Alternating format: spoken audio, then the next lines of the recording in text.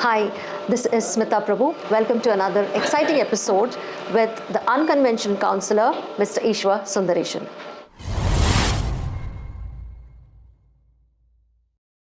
Hi, watch out for the second episode of the Unconventional Counselor, in which I speak with smitha.prabhu on a variety of topics, including men's health and men's rights, and what can be done to augment their mental wellness. We speak about work-life balance, we speak about meaning and purpose in life, speak about depression, a variety of topics related to mental health, books that are helpful for people who are on their own journeys or maybe struggling in some way.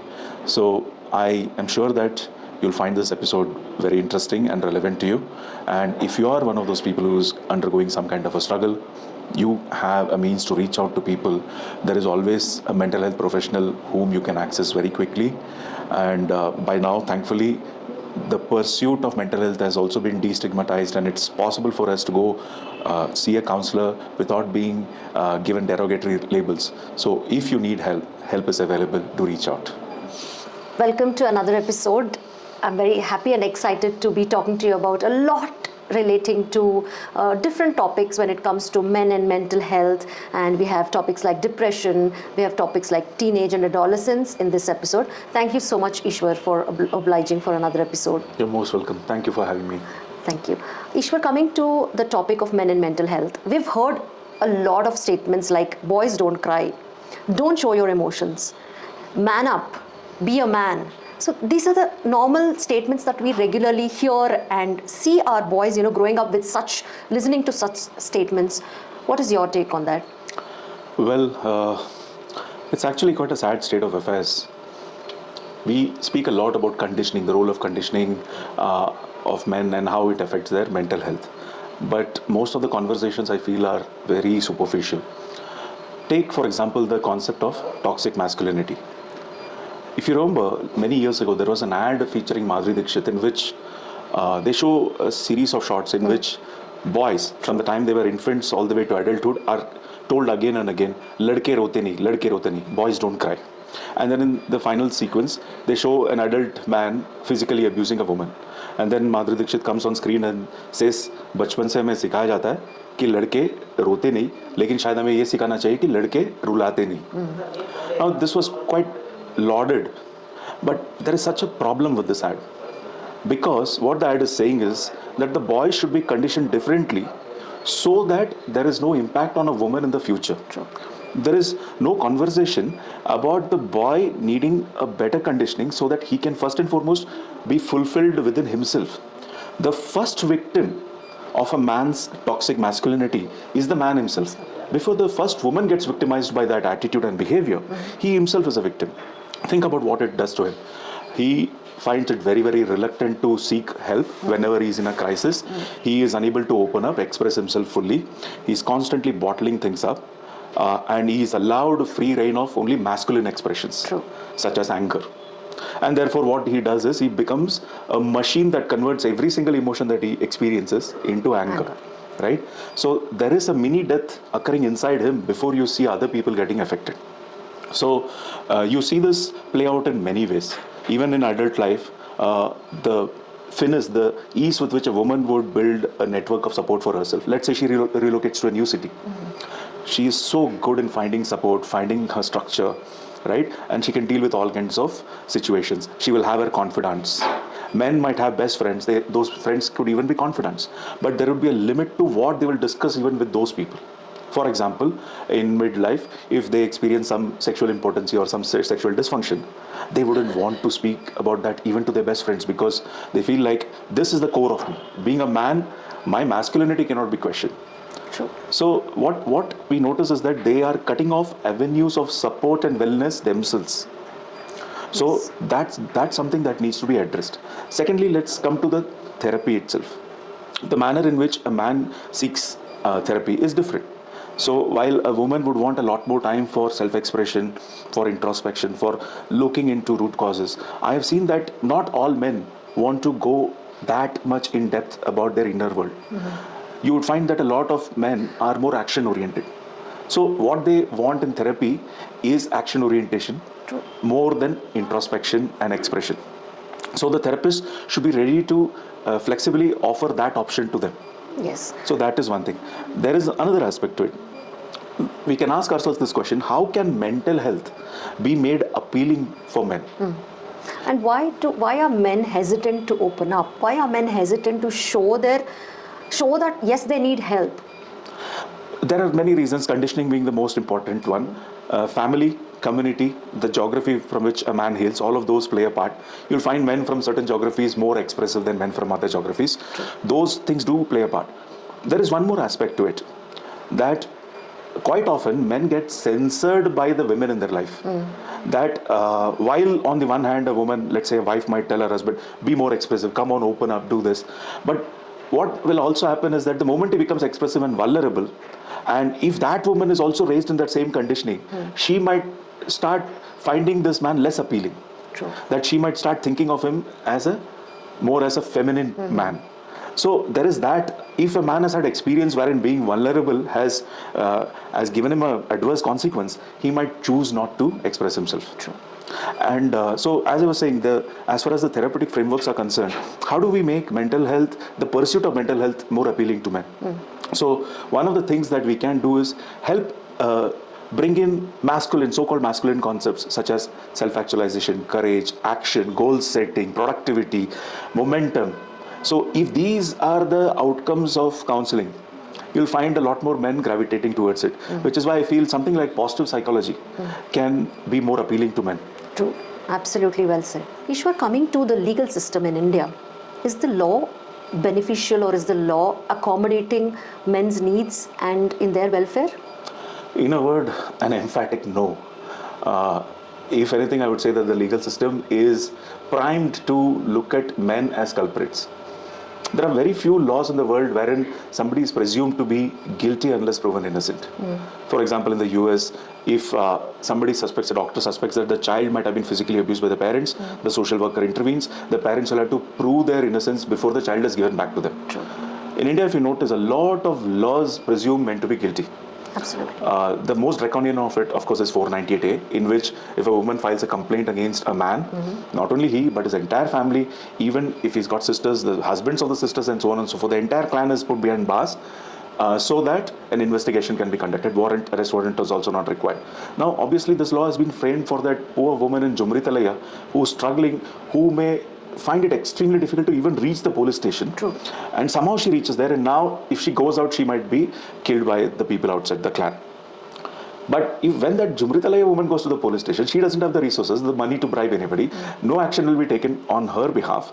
But this law is being used by elite, empowered women who actually do not need it. So here again, the presumption that the gradient of power always lies with the man is so myopic. So what the Supreme Court has said again and again, that, look at the nuances, look at the reality of the situation, use your discretion. But that's not how it works. Once you give such a biting law to the law enforcement agencies, then it can be misused by anybody. Absolutely. So this is only 498. You have domestic violence. Look at what happens when a man tries to go and file a case of domestic violence against his wife. Look at how he will be mocked, ridiculed, humiliated, right? Look at POSH, the prevention of sexual harassment, right? What happens when a female superior abuses a subordinate who's a man, right? What provisions are available? So you see, this whole system is, I think, based on what I call the Niruparai factor. In the 70s and 80s, you had these movies wherein Niruparai would be this woman, single mother, raising these heroic boys, and Pran, the father, will come at the climax, and then there will be a reunion. So the mother's valiant efforts are celebrated. The mother is put on a pedestal. And ironically, in a country wherein there is so much of abuse against women, rape, and so on and so forth. So even today, if you look at it statistically, maybe 20, 30 times women are abused more than men, right? But is it possible for us to say that, okay, 20 women and 1 man, 21 human beings are being abused? Can we look at that? Or do we say, oh, this is statistically insignificant, so why look at this one person? True. But that one person adds up in a country of 140 crores. You have millions of men who are disenfranchised, who feel like secondary citizens in this country. Absolutely. But some men, like when you give me an example of what happens to a domestic abuse case, here some men think it's their birthright. I think it's like you said, it's the conditioning, it's the upbringing that matters. How can they strike a balance between, okay, I'm the head of the family, I'm taking care of all the needs required for my family, yet I need to give them that freedom. I need to give them that privilege, and also equality in the family setup. Equality is incredibly important, and I'm glad to see that even in my circle, when I look around, men doing everything for children, from changing their diapers, Absolutely. taking them to school, getting them to do their homework, disciplining them. So equality has emerged, and there are families in which gender no longer plays a role. Yes. Many families in urban India, the same cannot obviously be said about rural India or semi-rural India. But another thing that we need to look at is, when we talk about equality, is the equality also being addressed when the woman has more power, when she has more choice? I'll give you a very simple example, right? A woman gets married, and in many families now, she can either pursue a career, or she can choose to be a homemaker, or she can do something on the side. She can cultivate her hobbies, and she can find something that she is passionate about. Yes. Right? So she can pretty much have all the options on the table. But imagine a man wanting to explore his passions, and he says, difficult. I'm going to quit my job which pays me lakhs, and I'm going to do something that probably pays 5% of what I will earn. But this is very important to me. Now, at that moment, there are thankfully a few evolved women who will say, yes, whatever right I'm asking for myself, I'm willing to give to you. But a majority of women will say, no, your job is that of a breadwinner. So you need to go out there, you need to earn the money. How dare you say that you're not going to do that? True. Until and unless he's like secured his investments, maybe in his late 40s and early 50s, he can think of. Yes, but why should that be only the man's responsibility, right? And I'm slowly beginning to see a shift, not in our generation. I'm seeing a shift in subsequent generations. The people who are young adults right now, I see that they are making a huge effort not to allow gender to come in the way. Absolutely. Yeah, and that's very heartening to see, because it's very clear that the law is not keeping up with the times. It is very clear that the law does not think that a father is as important to a child as a mother. It's very clear that the law thinks that a man is most likely culpable. So therefore, the change has to come from society itself, because I do not see these laws being changed because they will be very unpopular. Till the abuse against men reach a threshold wherein there is a clamor for action, and then politically also the politicians will not pay a cost for changing the law. True. Till we reach that point, it's not going to change. Absolutely, well said.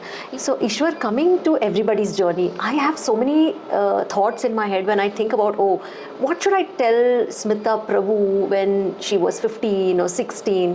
Do you have such thoughts, and what would you want to tell to your younger self? All these concepts that I just spoke about. That's heavy concepts. Yeah, I wish I knew when these concepts when I was much younger. And honestly, there was no orientation towards life skills. Nobody taught us that emotions are natural. This is how you deal with anxiety. This is how you deal with anger. This is how you deal with sadness. Nobody taught us that. So that primer on life skills is something that I would have so loved. It would have made my life probably 100 times richer.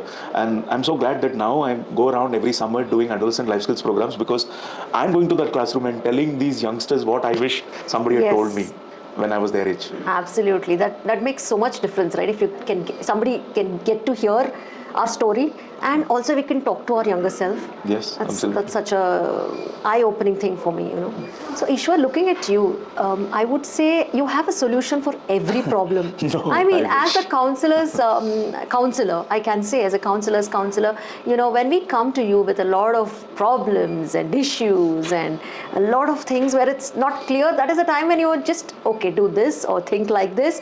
Simple things, I would say. So what is that one idea that changed your life for the better? Oh, there are many.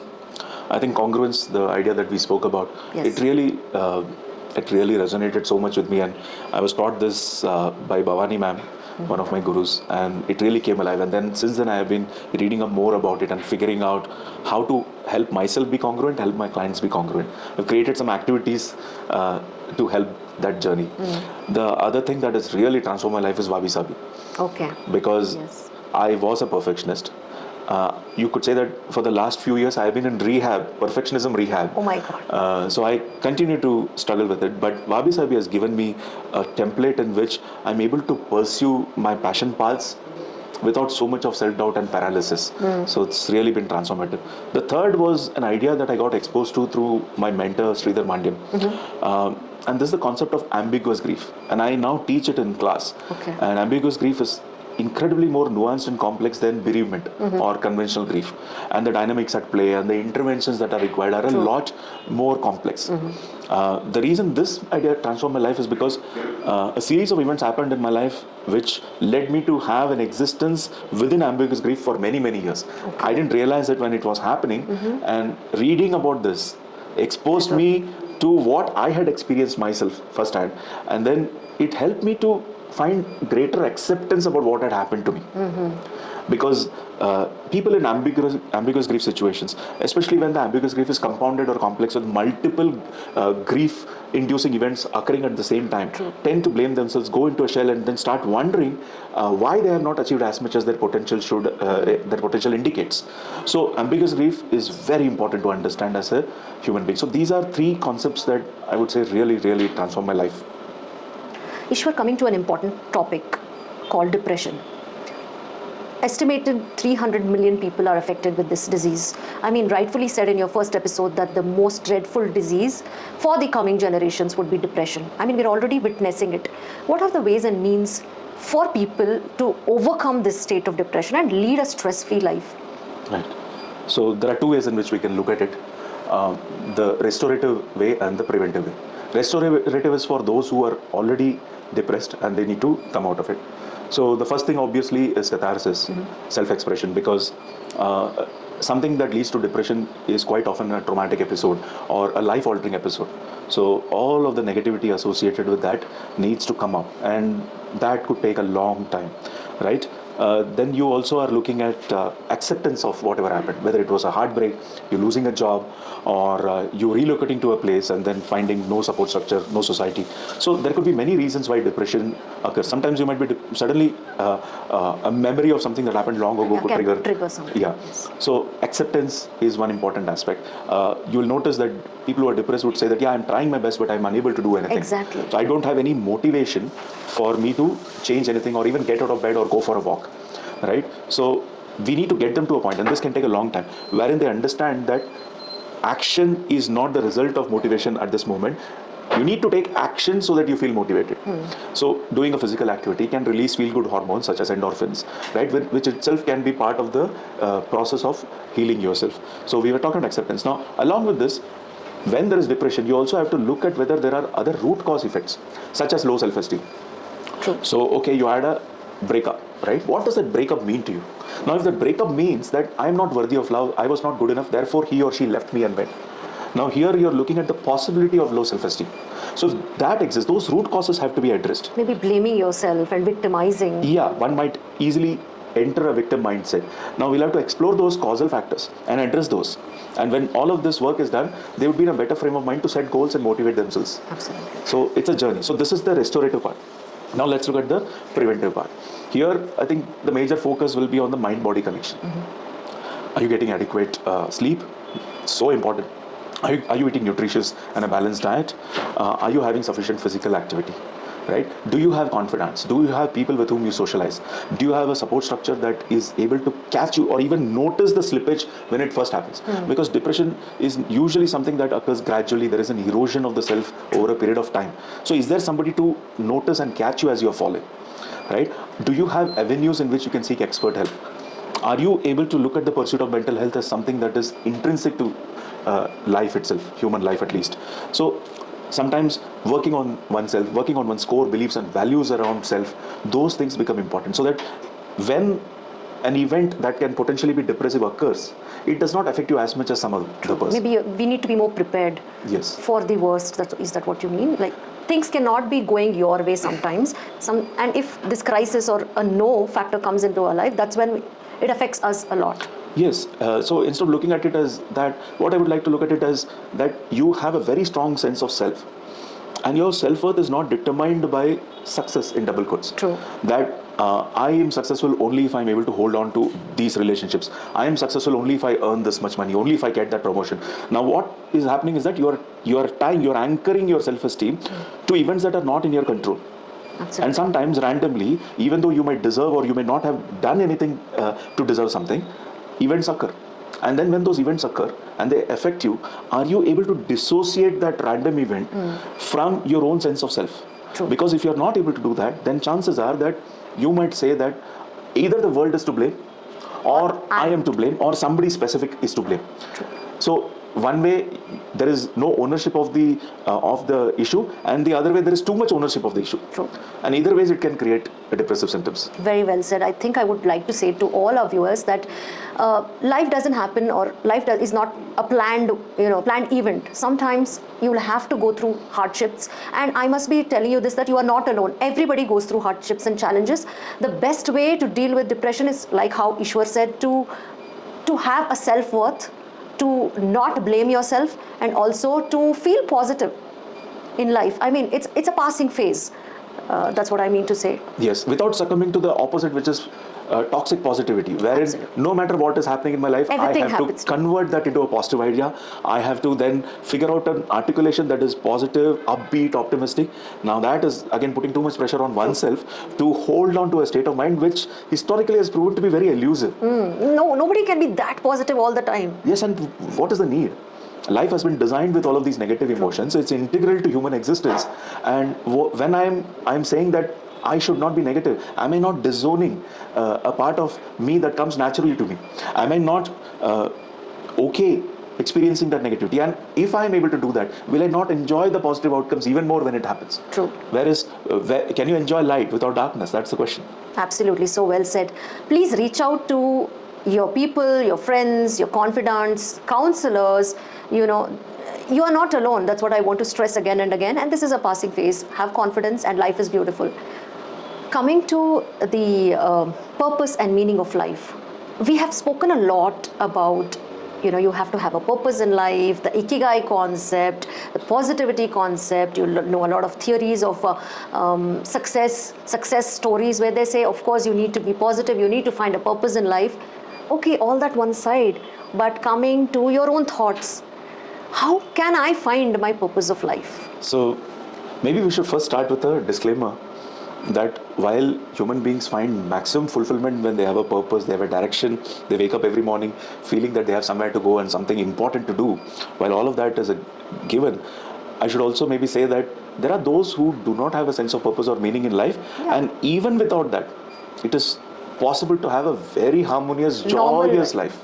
Joyous life. Yeah. We in all our families, we might have a grandparent who did live like that. True. For them, the journey itself was the purpose and meaning. Yes. The fact that they woke up refreshed every morning, the fact that they were able to do these things, spend small moments with family and loved ones, that in itself was enough for them. So let's put that disclaimer firstly, because I don't want somebody to think that if they have not found their sense of purpose or meaning in life, then they're lost in life. Yeah, or they are hopeless, or they are somehow unworthy. True.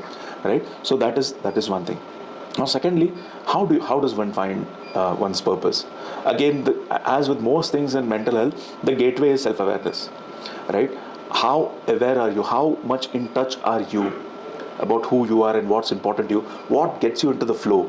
Flow is the state of mind wherein you're doing something for the joy of doing it. True. And you don't even notice the passage of time. So what is your flow activity? Sometimes you'll have to go all the way back to your childhood when nobody was watching, nobody imposed any restrictions on you, and then you picked up something and you started doing that. What is that thing? Is there a clue to your intrinsic purpose, your ikigai as you call it, in that? Right? So that is one aspect of it. The second is, in order to find your intrinsic, authentic purpose or meaning, you'll also have to kind of get rid of the conditioning templates that have been given to you. Rightfully said. So if So if you have been told that this is how life is, at this age you are supposed to complete this, then this happens, and then this happens. Then get married, then children, then your investment, then you build a house, then everything happens. Like, that is the typical framework of... Yes. So that's the template given to us in this part of the world. In some other part of the world, some other child is receiving some other template. Now, the templates may not allow you to introspect or get in touch with that core of you, which is crying out and streaking and saying, do you know why I exist? We need to do this. Absolutely. So well said. I mean, I'm able to reflect why I am not able to focus on the job which I had, focus on things that I already, I worked in a good place, earning good salary, but I had to shift. That was not the purpose of life. Like you said, it's something that inner voice is crying out. I totally agree. Yeah. So, yes. And maybe it's possible, and we have seen this firsthand, we have seen this with our clients, that they are able to reinvent themselves the moment they shed these templates, the moment they say that those templates were created in a different time and place, Contextually, they might have been very nice, but today life is different. I'm a very unique individual, and I am going to pursue a path that has never been pursued before. And like we said in the first episode, this of course becomes easier if the person is not wedded to the idea of material success. That even if I don't get material success, the sense of purpose or meaning that I associate with my journey in itself is so strong that I will be able to overlook that loss. Yeah, or I mean, we can take this into consideration. Like, I have a good job, I'm having a good salary, and to find my purpose of life, of course, Fridays I'm off work. During the weekends, that's Saturdays and Sundays, I'm off work. So that is where I find my inner self, and I, of course, create a balance between both. I mean, will that work? It might work for some people. Some people find all of their meaning, concentrate all the joys of their life on weekends. And there are some people who are even more unfortunate, wherein they have to squeeze all of their joy during the family vacation, annual family vacation. So for 348 days of the year, I'm miserable. That's true. That's true. Yeah. So it's unfortunate that people have to make those choices, and maybe they can think about whether that choice is mandatory or whether they think it is mandatory. Yes. And okay, even if you do have that kind of a life, how do you squeeze the maximum joy out of it and maximum meaning out of it, right? Because there have been people who wanted a creative vocation, but obviously circumstances prevented them. So they would find these small pockets of time wherein they would create, and eventually they had a body of work to show the world, and the world responded. Absolutely. So even that is possible, right? So constraints may exist which may not allow you to pursue your path right now, but watch out, maybe the opening is coming around the corner. True. I think patience is key. Yeah. So obviously, when we look at today's scenario in offices, today's scenario when it comes to a lot of peer pressure, also there's pressure at home, there's stress at home. So how can a couple, it's not a gender-based question, can be a man or a woman, how can they create a good work-life balance which is beneficial for both of them? I mean to say, which is beneficial for people at home, beneficial for people at office. Absolutely. Firstly, let's look at the term. It's a misnomer. When we say work-life balance, we are actually saying that work is outside of life, whereas work is an integral part of life. And is it possible for us to consider work as one of the dimensions of life? The others being parenting, family, friends, self, wealth, health, sex, romance. So there are all of these dimensions. Work happens to be one of the dimensions. And depending on the phase of life that you're in, the investment that you're supposed to make in a particular dimension has to vary. Right? So for example, there might be a lot more focus on wealth generation at an earlier part of your life, a lot more emphasis on sex. But as you grow older, there might be a lot more emphasis on self, on health, on family. So these investments must be proportional to where you are in life, right? So when we say work-life balance, okay, let's go back to the term. What we are saying is that I am not investing sufficiently in one aspect of my life and over-investing in some other aspect of my life, right? So the problem now is that technology has become so pervasive that it is difficult to put these different dimensions in airtight compartments. True. So each phase or each dimension is seeping into the other. Some people do a better job of putting them in airtight containers, some people fail miserably, which means that every moment of their life they are playing dual roles or even more roles than that. They are at the same time a father and an employee, for example, right? So managing that, the stresses that come along with that is one challenge, right? What I have noticed is that the key to this is this mental health concept called congruence.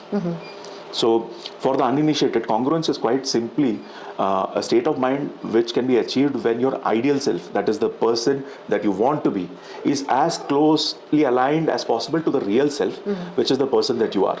Okay. For example, if what you want to be is a painter and a dancer, and what you are is an IT professional coding 12 hours a day, Totally. so the ideal self and real self are this far apart. How do you bring this together? Because the stress that you feel, the imbalance that you feel also comes from incongruence. True. So if you have a congruent life, even when there are phases wherein you are over-investing in one dimension, there is so much of satisfaction and there's so much of fulfillment of identity that the stress doesn't compound in the same manner. So how do you bring your real self and ideal self closer together? So that's what I focus on when I look at stress management. The second thing that I think works in work-life balance is to figure out which of the intelligences appeal to you. Here I am referring to Howard Gardner's multiple intelligence theory. So your stress busting techniques, the manner in which you de-stress, the manner in which you connect with yourself has to be aligned with your innate intelligences. And when that happens, in a lesser amount of time, you will feel the same amount of rejuvenation.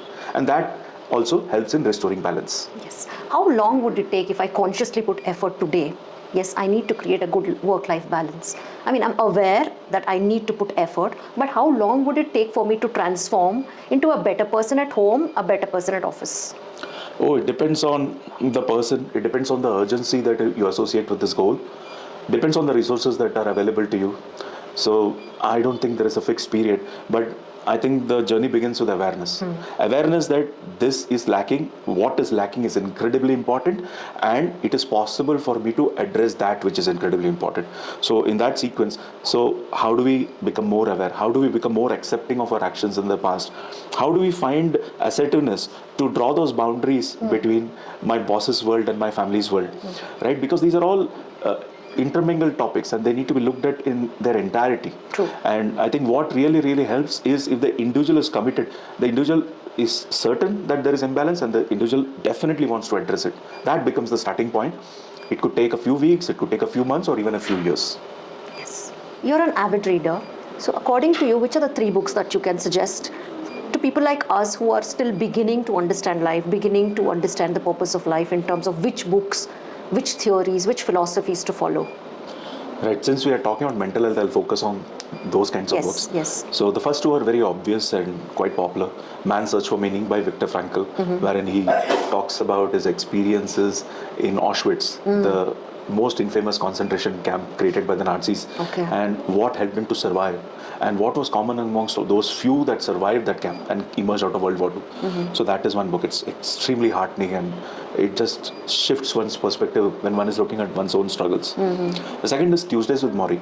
I found this quite captivating because it talks about the process of dying, and while dying is usually a very indignified process, we see this protagonist who is trying to inculcate as much dignity as possible into the process of dying, and his relationship with his world, with the people in his life, it's very heartening. So that is the second one. The third is not so well known, and most people do not immediately associate this as a book about mental health. It is called The Art of Thinking Clearly by Rolf Dobelli. Okay. And this helps us to become better in our critical thinking abilities. So, and critical thinking, usually when we talk about mental health, we say empathy, management of emotions, expression. We even talk about maybe decision making sometimes, right? We definitely talk about self-awareness. We talk about creative thinking. But critical thinking is so integral to mental health. When we have expressed our emotions, when we are now ready to make a decision that aligns with us, are we able to make that decision rationally? What kind of cognitive distortions can come in the way? True. What am I aware of my blind spots in this particular area? Right? Am I clouded by my beliefs and values? Now, these are all important questions. Whether you're making a decision about a job, whether you're voting for a political party, or whether you are opting for a particular diet to become fitter. Absolutely. So these are all decisions that must be based on critical thinking, and so little emphasis is given on it. Absolutely. So this is the third book, and if you don't mind, I'll add a fourth. Definitely. And this, I'm surprised this book has not caught the imagination of the public. It's called The Book of Emotions by Salman Akhtar. Okay. And it gives a beautiful primer. It takes each emotion and tries to dissect it and figure out where it comes from, what its utility is, how you interpret it. It's beautiful. It's a very short read. I would definitely recommend it to anybody wanting to be a counselor. Sure. Thank you so much for enlightening us with the books. Yes, Eshwar, as an established counselor, what is your philosophy and approach to counseling? The base is Rogerian. I find Carl Rogers to be incredibly inspiring. If you ever get a chance to watch his videos, him giving interviews and explaining how he came up with the person-centered therapy framework. Oh, it's so brilliant, right? The value of deep listening, empathy, questioning with concern.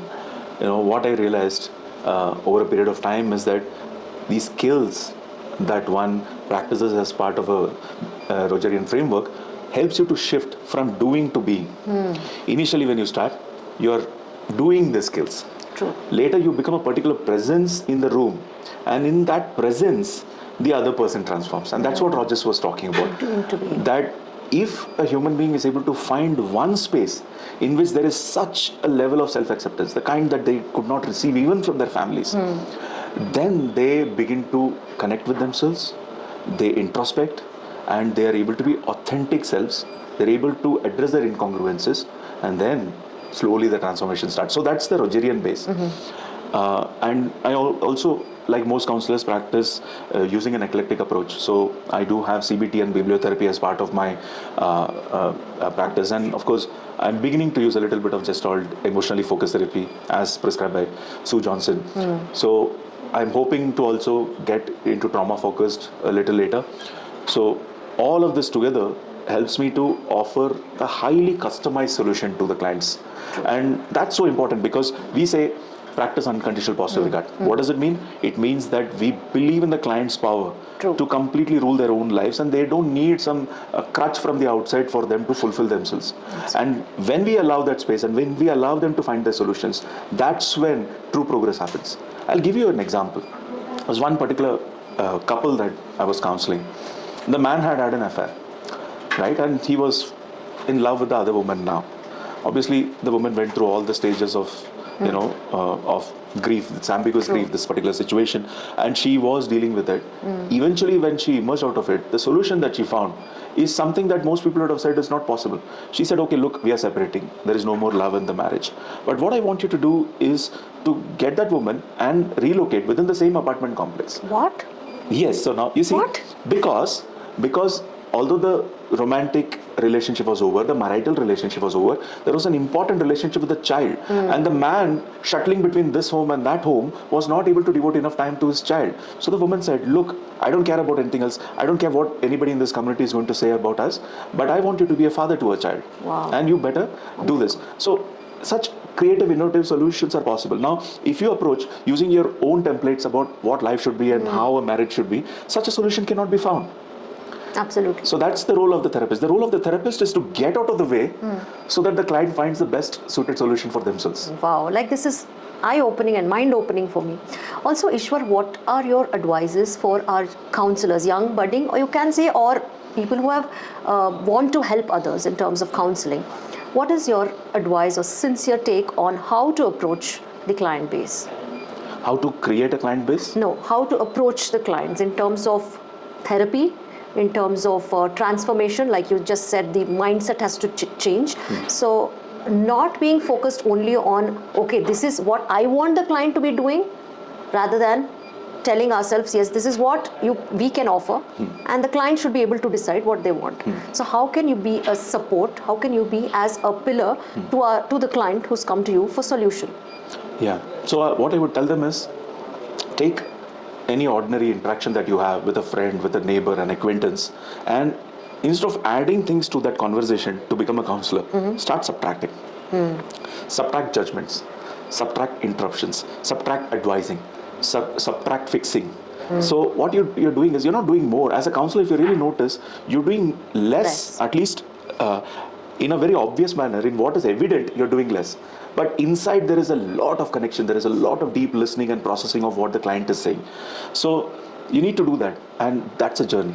It doesn't happen overnight, right? And people ask, oh, you have been practicing for 12 years, are you non-judgmental now? I say, no, that's humanly not possible. Firstly, you need to understand that judgments come through evolutionary instincts, right? So let's keep that aside for the moment. But it's not about being completely non-judgmental in your mind. It is about being completely non-judgmental in your demeanor, in your behavior, in the manner in which you perceive the client. True. Judgments are likely to come up. They don't come up as frequently as they used to 12 years ago. The frequency is probably at 2% of what it was.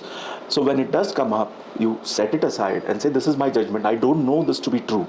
So it's an unlearning and relearning journey. True. It will take months, and when we talk about this in the early part of our counseling programs, we say, go have conversations based on these skills, allow yourself to make mistakes. Absolutely. So practice these skills with the people that you know, while not trying to counsel them, because these are people in your life, you cannot counsel them.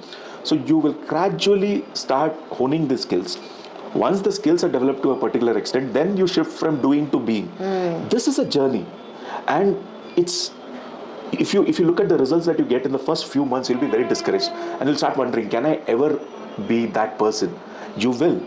Give it time, give it your effort, your emotions, and look at it as the most advanced upskilling initiative that you have ever brought to your life.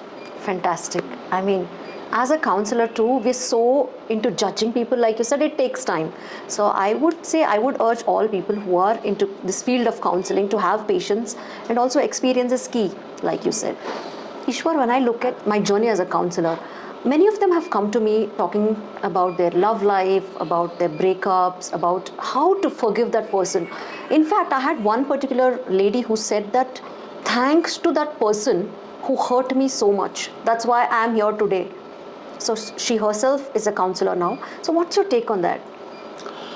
Well, forgiveness is a choice, and it is an intrapersonal choice, not an interpersonal choice. It has got nothing to do with the other person, whether you want to forgive or not, right? While moving on is mandatory, forgiveness, I would like to look at it as a therapist as optional, right? I can also point out the benefits of forgiving somebody. For example, there is this wonderful quote that says, resentment is like drinking poison ourselves and expecting the other person to die. True. So then the question is, what is the link between resentment and forgiveness? And do you forgive for yourself? Do you forgive for the other person? Do you forgive so that you can have a better life? We can create conditions that are favorable for the purpose of forgiveness, but I don't think as counselors we should ever say that forgiveness is mandatory, because then we are imposing guilt on the person for not being able to forgive whatever it is. Now, second thing that you spoke about the woman feeling thankful to her tormentor, well, I think that is a very positive and uplifting way of looking at it, but it is possible only if the trauma induced by the other person has stopped now. What happens in relationships wherein the trauma continues to exist till today? Let me give you an example. We spoke about laws in India.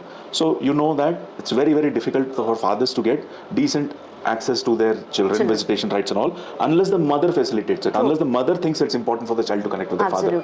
Now, if the woman is penalizing the father for not being a good husband or whatever she thinks was the sin of this person, then this father has to wake up every morning and forgive his ex-wife anew, because we are not talking about trauma that has ended. It can never end, right? Yes. So in these cases, you see, thanking the person becomes unthinkable.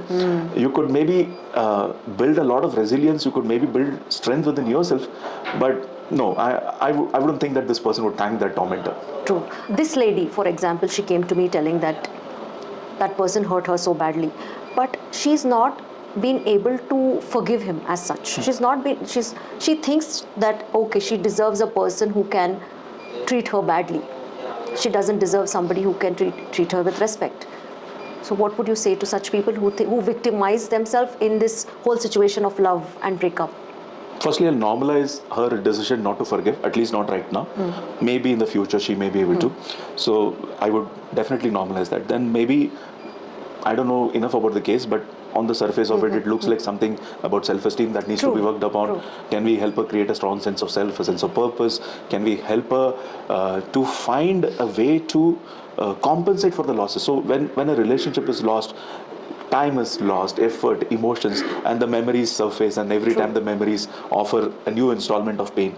So how do we help this woman in some way, in some small way, compensate for the losses that she's experienced in the past? Sometimes it may not be possible, but is it possible to build a better future? A future that would be so much better because the other person is absent. Because sometimes that in itself can restore a person's esteem and restore a sense of purpose and meaning in life. Because now I'm doing a lot more than I would have otherwise done in the presence of that person. And therefore that breakup or that termination was worth it. Well said. When they say it's okay to move on, or it is mandatory to move on, like you said, it's mandatory to move on, how easy is it for this process of moving on? When you say, what are the ways and means? Yes, this relationship is ended. I'm in a place where I feel lost. I don't know whom to approach. I don't know if I'm even worth living for. So what are the ways and means for me to find the purpose, find my purpose in life, or to move on in life? Right. So firstly, let's address the outliers who may say, why do you want me to move on? I don't want to. I'm experiencing this grief of losing this person, whether to death or to a breakup. So it's possible for some people to find meaning and purpose in the process of grieving itself. And that's again their choice. Like we say, we allow everybody to be whoever they want to be. For the others, I think what we just spoke about in terms of finding a way in which either the future is a lot brighter in the absence of the person, or finding a way, some other way to compensate for the losses that they have experienced. Or deriving, as you spoke about this woman herself, it seems like she has tried to derive meaning out of the loss itself. True. I know of the story of this woman whose son died in a residential area in Manhattan because the speed zone did not exist. Like the vehicles in that could go faster than 25 miles per hour. She lost her child. She made it her mission to make sure that speed zones are enforced across Manhattan. I know of another woman who's very inspiring. Her mother had dementia, and when that happened, there were scant resources in our country. Very few people understood this disease. She had to scramble to find scraps of information. Today, she's created a website that is a bank, a rich bank of information on pretty much anything that you want to know about dementia. Well said. So what she's done is she's taken a loss and memorialized it and added value to society. So such possibilities exist, and we can help our clients to discover such possibilities. Absolutely, absolutely. I totally agree with you. Coming to our last question. So this is a common question that I ask all my interviewees. What is your definition of success and happiness? Well, thankfully, since none of us were born with a user manual. Were you born with a user manual? No, right? A washing machine comes with a user manual. Human beings don't. So we were not born with a sense of purpose or meaning given to us by somebody, which means that we have the right to choose our purpose, our meaning. And that journey starts with self-awareness. And I think as one transforms and journeys towards congruence, the meaning and purpose become self-apparent. You define it for yourself. If you think pure material success is what matters, by all means pursue it. If you think that there is something else that you want, pursue it. And no matter what choice you make, there are consequences, because the purpose, the path is going to take you in a particular direction. There are certain things that you're going to leave behind which exist there or there. So no matter what path you choose, you're going to get some riches and you're going to lose some resources. Make your peace with it. Very well said. I mean, like you said, material success is important to certain people. To certain people, it's peace of mind. They wouldn't mind leaving behind those material success. So very well said, Eshwar. I'm extremely happy and thankful for the second episode of The Unconventional Counselor. Thank you for inviting me. Thank you. It was a pleasure. Thank you. The second episode of The Unconventional Counselor with Mr. Eshwar Sundaresan has been very exciting. We spoke a lot about men's health, about depression, sensitive topics when it comes to trauma healing, when it comes to love, breakup, and ways and means to reduce stress and lead a stress-free life. All I want to tell the viewers today is, you are not alone. Everybody goes through a phase which is more challenging, which is overwhelming, which is difficult. So please reach out to counselors, please reach out to your friends, please reach out to your confidants. You are not alone. I am emphasizing the fact that we are here to listen to you, to make you have a wonderful life, a meaningful life. Any queries or any questions, don't hesitate to reach out to me or Mr. Eshwar. You can find us on social media. All your questions and your queries will be addressed on the comment box. Thank you.